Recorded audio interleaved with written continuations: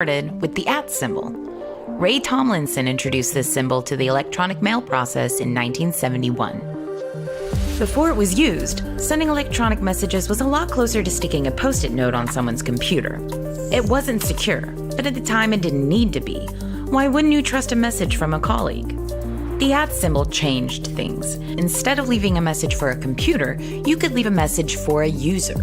More so, it made these messages feel similar to traditional paper mail, wrapping the communication in a virtual envelope addressed to an individual.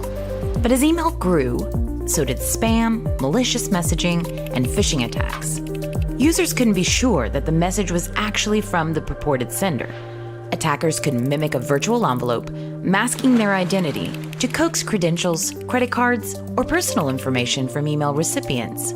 These attacks have become the largest threat to IT security today, costing companies millions of dollars a year, and worse, damaging the trust between a company and its customers.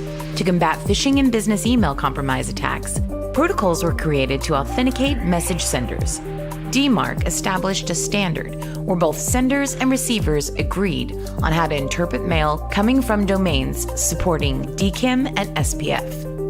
The mission was twofold. 1. Enable brands to publish policies on how to handle unauthenticated email. 2. Enabling receivers to provide authentication reporting to brands so that they can improve and monitor their authentication infrastructure. Their common goal was to develop a formal standard backed by a large consortium.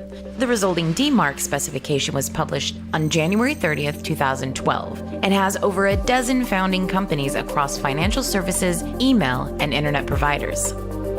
DMARC uses SPF and DKIM to authenticate email senders.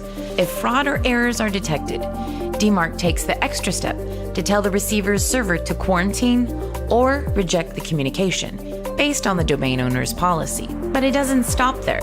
DMARC relays this information back to the brand owner, ensuring they're aware of the activity and able to inform their email administrators about these suspicious activities. With the help of DMARC, the investigative work is done for you, restoring confidence in your inbox.